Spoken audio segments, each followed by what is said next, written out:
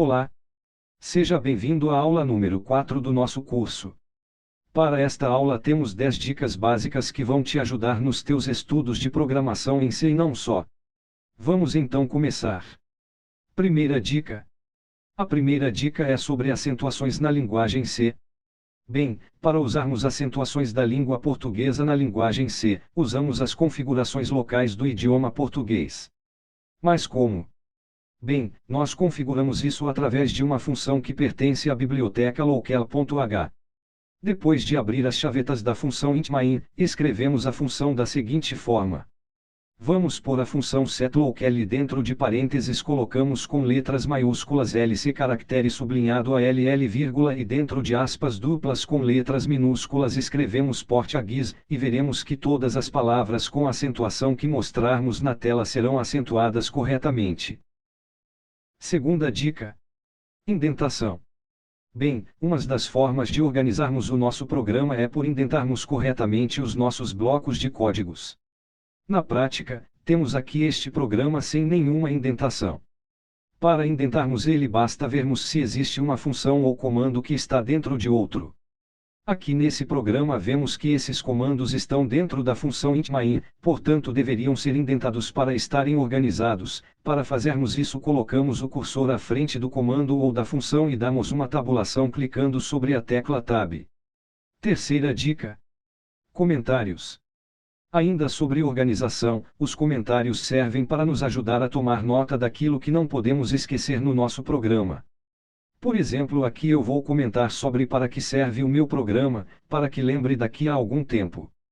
Para uma linha de comentário, ponho 2 barras e o comentário. E para várias linhas posso usar uma barra e um asterisco no princípio do comentário e um asterisco e uma barra no fim do comentário.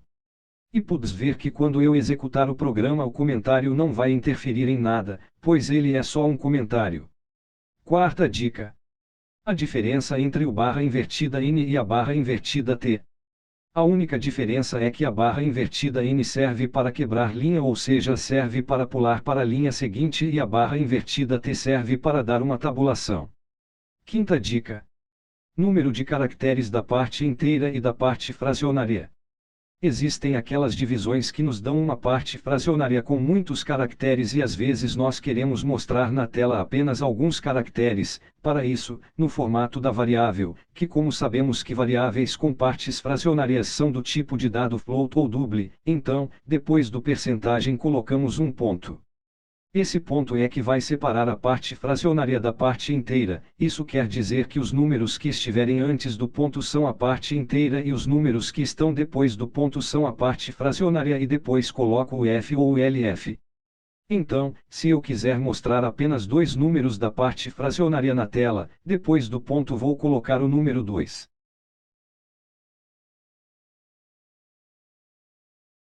Sexta dica. Cadeia de caracteres.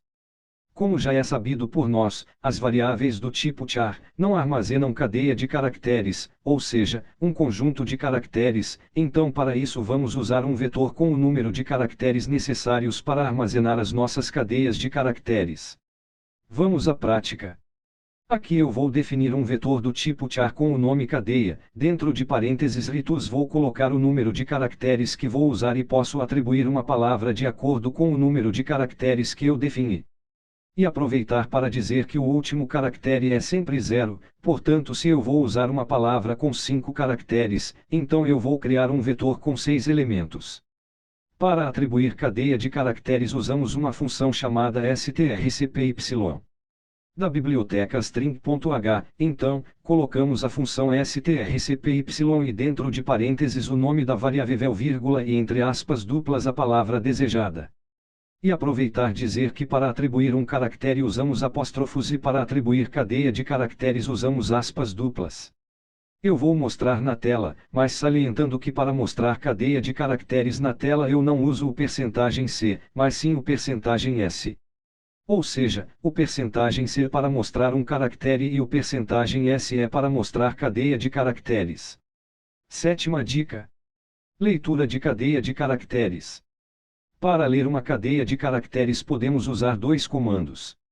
Os scanf e o gets. Os 2 comandos funcionam quase da mesma forma.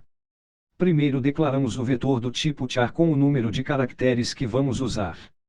Nos conf, dentro de parênteses, colocamos o formato dentro de aspas duplas, lembrando que para um caractere usamos o percentagem %C e para a cadeia de caracteres usamos o percentagem %S. Colocamos a vírgula, o caractere é comercial e nome da variável. Já no gets, basta apenas colocarmos o nome da variável que desejamos ler dentro de parênteses. Mas existe uma grande diferença entre gets e os conf. A diferença é que o gets recebe espaçamentos, mas os conf não. Vamos provar isso.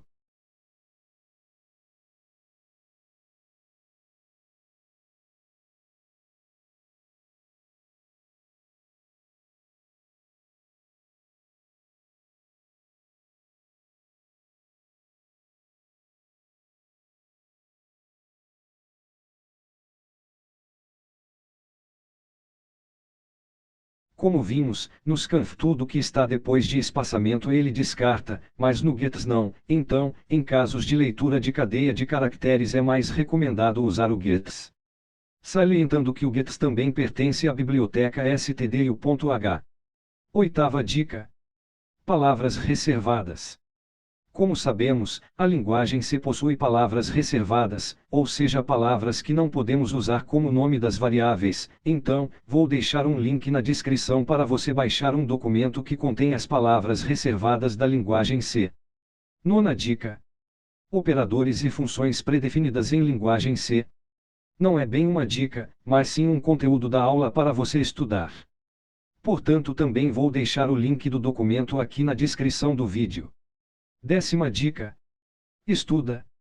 Não basta apenas assistir às aulas, tens de assistir até entenderes e praticar para não esqueceres. Esta foi a nossa aula de hoje.